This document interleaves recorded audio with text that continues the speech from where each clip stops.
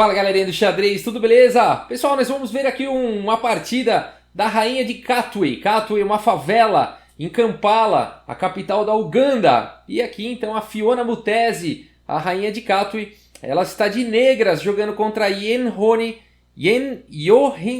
Cho, né? Foi na Olimpíadas de Xadrez aí do ano de 2012, essa partida é muito legal. A Fiona Mutesi, existe um filme, né, da Disney aí sobre a vida dela, né, a rainha de Katwe.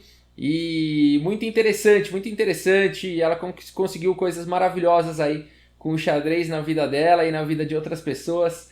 E vamos dar uma olhada nessa partida. Então a Yonhon Cho abre aqui a partida com o peão do rei E4 e a Fiona responde aqui com E5, peão do rei. Cavalo em F3, cavalo C6 e agora D4, abertura escocesa. E por D4. E aqui bispo C4, o gambito escocês. As brancas entregam aí um peão central em troca aí de uma aceleração aí no desenvolvimento, né? E vamos ver como é que a Fiona Mutesi então responde a isso. Ela joga o lance cavalo em F6. A partida seguiu com E5 atacando o cavalo. E aqui o melhor lance da posição, D5, contra-atacando aí, contra-atacando o bispo em C4, né? Então o bispo está atacado, o bispo vem para B5, colocando uma cravada aqui no cavalo. O cavalo da Mutesi está atacado, né? O peão também poderá ser capturado, uma vez que o cavalo em C6 está cravado. E a Mutesi então segue aqui com o cavalo em E4 e agora cavalo por D4, recuperando aí o peão gambitado. E o que jogar, né? Agora o cavalo aqui em C6 está atacado duas vezes. Será que vale a pena jogar um lance bispo D7? Não tem nada de errado com esse lance, poderia ter sido jogado, mas a Fiona Mutesi tem uma ideia diferente. Ela parte aqui com o lance bispo C5, colocando pressão no cavalo e também fazendo um raio-x aqui no ponto de F2 e deixando a captura aqui em C6. Olha que posição interessante, né? Que decisão arriscada aqui da Fiona, bem legal essa variante. A partida seguiu aqui com cavalo então por C6, capturando uma peça e atacando a dama. E agora a Fiona vai para o ataque aqui com bispo por F2 cheque, olha que bacana esse ataque. Rei F1 e agora o que jogar, né? Porque se a Fiona capturar aqui agora o cavalo, o bispo captura com cheque, levando a torre na sequência, né? Então a Fiona faz um lance interessante aqui também. Dama H4, muito bacana, né? B por C6 também dava para jogar, tá, pessoal? Apesar de que perde a torre, né? Bispo por C6, Rei F8 e bispo por A8, por exemplo.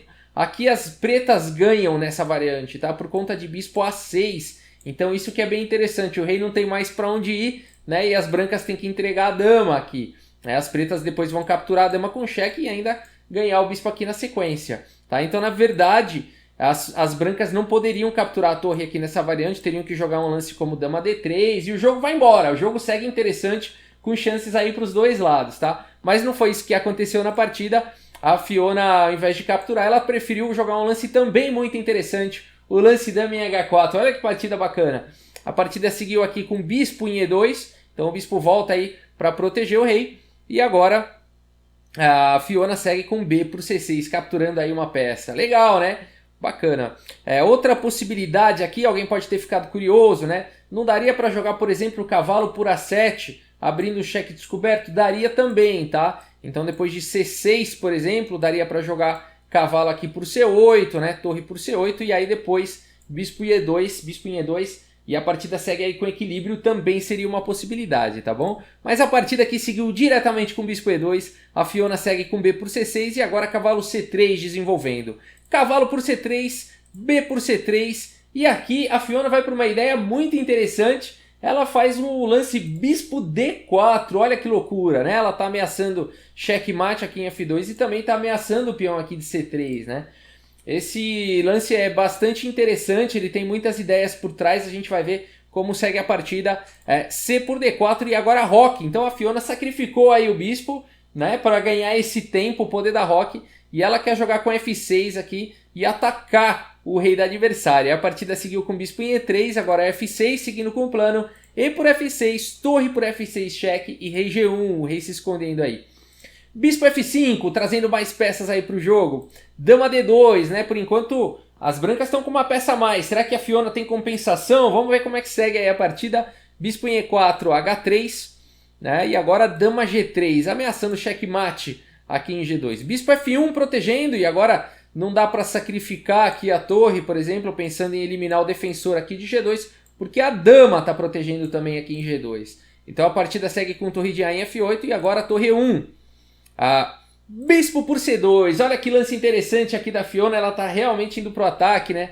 Aqui a ideia dela é o tema tático do desvio, né? Então a ideia dela é atrair aqui, né? Da atração do desvio, atrair a dama para a casa de C2 para perder a defesa aqui da torre E1, né? Interessante aqui esse tema. Então a torre está atacada, o lance jogado foi torre C1, né? Agora sim atacando o bispo e o bispo volta para E4. Dama E2 foi jogado e agora mais um lance interessante aqui pela Fiona, o lance torre F3, aproveitando do tema, mais um tema tático aqui na partida, o tema da cravada, né? Então aqui o peão ele não pode capturar a torre. E aqui existe já um ataque forte aqui no bispo, né? A ideia aqui é capturar o bispo em E3. Então a partida seguiu com torre E1 protegendo.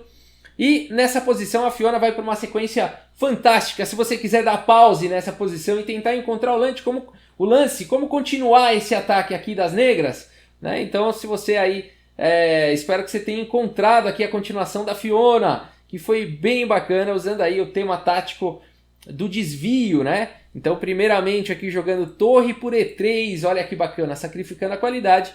Depois de dama por E3, a Fiona eliminou o primeiro defensor aqui de G2. Agora ela precisa eliminar o segundo defensor, então ela segue aqui de forma bem bonita, com torre por F1 cheque, e aí tanto faz torre ou rei. A partida seguiu com rei por F1 e agora sim, com duas torres, né? Sem as duas torres aí, apenas um bispo, né? Com muito material a menos, mas a Fiona segue aqui com o checkmate aqui em G2. Bonito, né? Bonita partida, uma miniatura aí, 25 lances apenas, um ataque feroz aí da rainha de Katwe, né? Foi bem legal essa partida.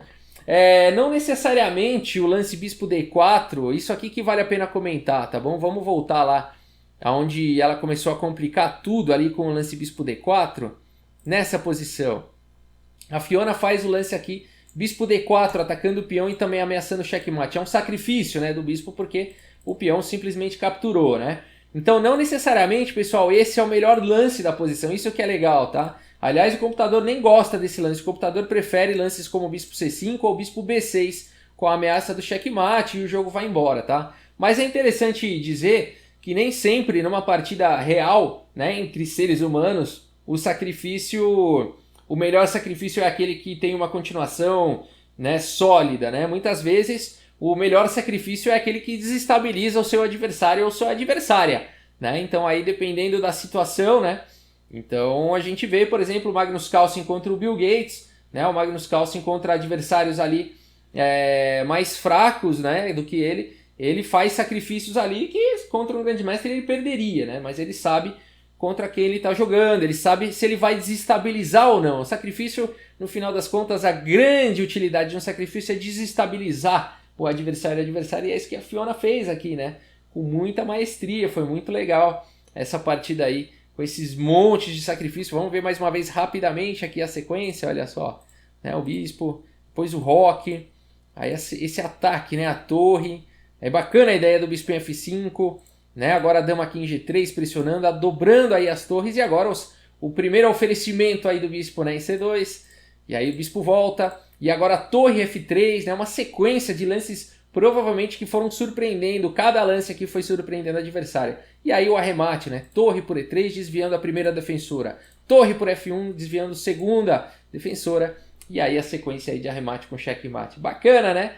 É isso aí, pessoal. A rainha de Katwe. É muito legal como o xadrez pode trazer coisas positivas aí para as pessoas, né? E o exemplo aí da Fiona, né? Quando você realmente acredita em alguma coisa, ela que veio de uma favela lá de Uganda, né?